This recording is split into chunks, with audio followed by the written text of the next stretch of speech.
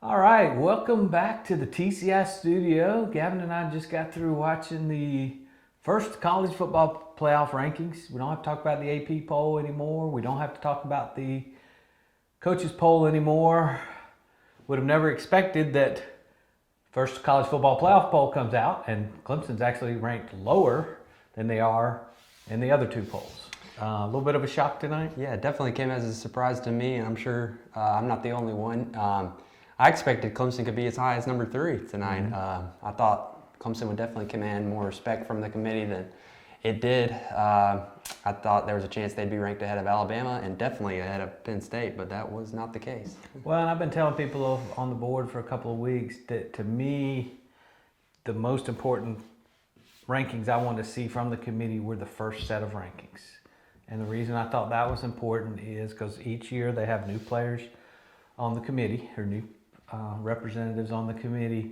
And tonight is the first night that we got to see what is important to those 13 members, who are the only 13 that count. It's not all the talking heads on TV.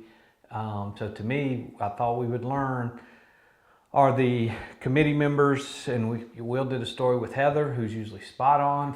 We ran it Sunday. Obviously, she's a little surprised with what came out today as well, based on what she had told us previously. But you know, what we found out today is that the committee has bought into a lot of the narratives that have been put out there about Clemson in the first 9 games of the season. We heard the committee chairman talk about the North Carolina game and talk about how that was factored in. Of course, he said absolutely nothing about Pittsburgh having a chance to tie Penn State at Penn State, by the way. North Carolina game was on the road. Penn State hosted a not very good Pitt team that plays in the ACC that they all want to talk about is so terrible. But they seem to not talk about that game, but yet they did refer to the North Carolina game. Yeah, I thought that was a little strange, and the top 5 sort of reflects some inconsistency, I thought, with the playoff rankings, whether they value eye test more or whether they value resume more. I thought it was interesting that Penn State was ahead of Clemson based on the resume factor. They beat Michigan and they beat Iowa on the road. But then you have Ohio State ahead of LSU, but LSU's resume is better than Ohio State, which was confusing to me. And then Alabama ahead of Penn State and Clemson. Yeah, and their resume. What is their resume? Yeah, they've one win over a Power 5 conference opponent with a winning record, and Clemson, well, that's Texas A&M, and Clemson also has that same win. So you're exactly right. Some teams are using the eye test. Other teams it's based on who they played and the resume. Yeah. It was very inconsistent in that top 5. And then, of course, number 6 is not the one-loss team from the Pac-12 or either one of those, or the one-loss Oklahoma. You knew number 6 was going to be the one-loss SEC team. Yeah, I can understand Utah being behind those two teams because their loss came to Southern Cal, an unranked team who Oregon just smashed. But Oregon, one loss to Auburn, top 25 team. I mean, I thought that was crazy. Georgia's loss to South Carolina was a big blemish. But yet, they're just one spot behind Clemson when they lost to an unranked opponent in South Carolina. And Clemson had a close call win at North Carolina. And yet they're just one spot ahead of Georgia. So. Well, and we heard all the guys on the broadcast say, if you're a Clemson fan, don't worry. Everything's fine. All the teams ahead of you play each other. Everything's going to work out. Don't worry. But my concern and my biggest takeaway from tonight is exactly what we talked about a second ago. The guys on the committee are buying the narrative that the talking heads out there for ESPN and some of the other places are putting out there. They bought that hook, line, and sinker about Clemson. Not consistent with all those other things we just talked about. Now, don't you think it's possible that after the LSU-Alabama game this week and the Penn State-Ohio State game, that some of those same members of the media are going to want to create a new narrative and say, wait a minute, LSU or Alabama, their only losses to LSU or Alabama. Wait a minute, Penn State's only losses to Ohio State. Clemson hadn't played anybody.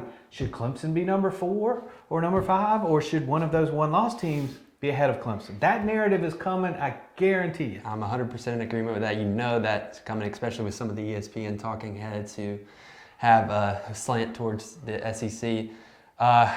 What I think Clemson fans should be rooting for is either LSU or Alabama, one of those teams to just dominate and blow the other one out of the water. That way, maybe that discussion about, oh yeah, just a close loss, they shouldn't slip too far. Either way, whoever team loses.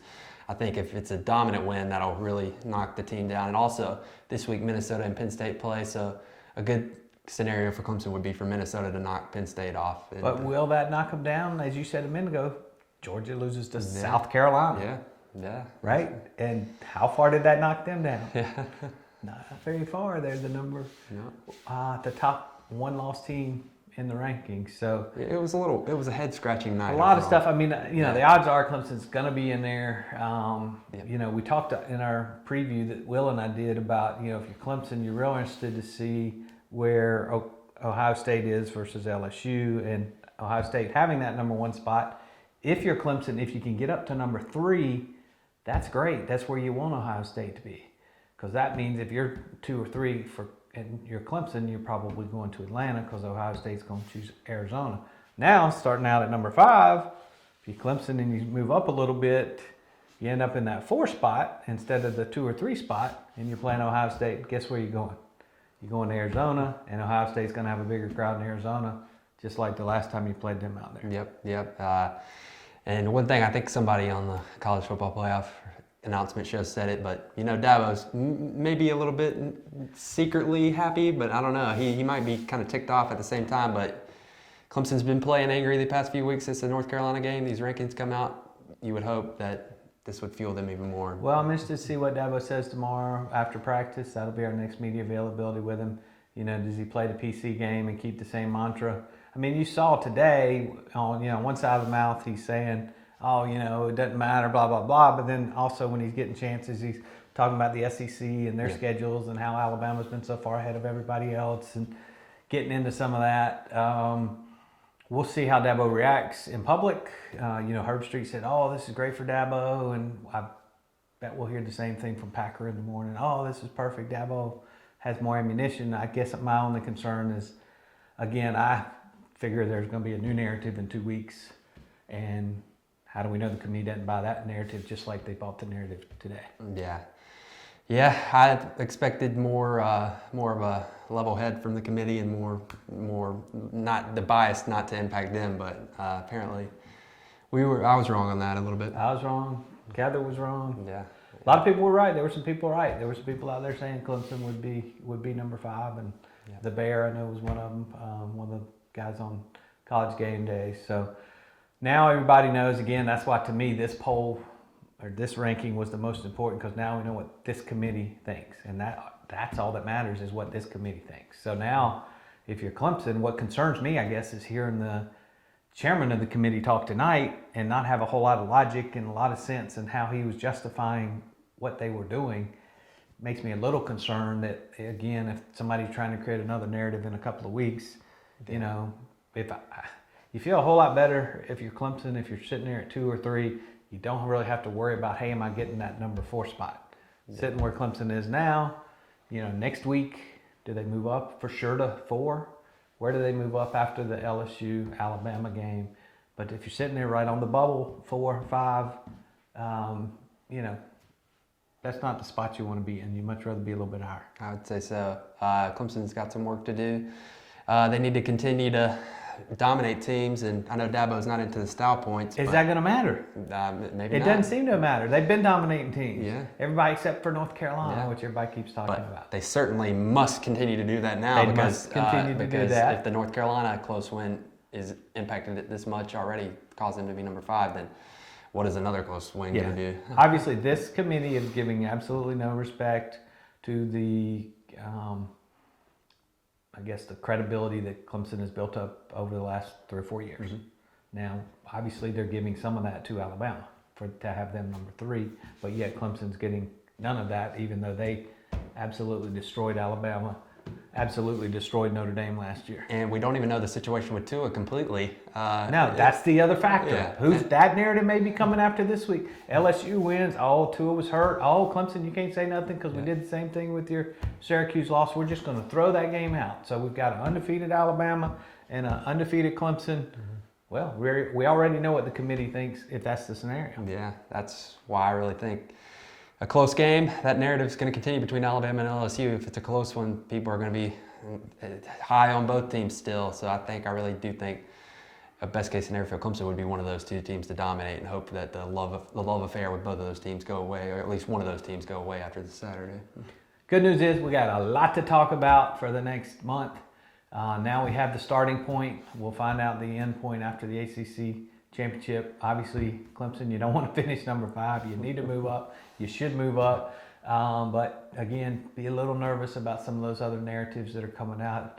Everybody's going to be telling you, don't worry about it. If you win, you're going to be in. And the odds are that's true.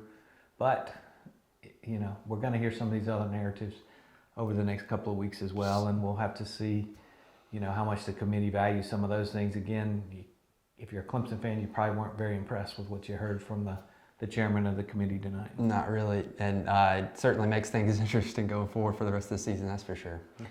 All right, stay tuned to TCI. We'll have everything covered for you. Obviously, we'll be covering all the reactions. We'll have more on our thoughts, and we'll, of course, be headed up to Raleigh for a critical game where Clemson needs to win by 100 this week to continue to stay in the number 5 spot.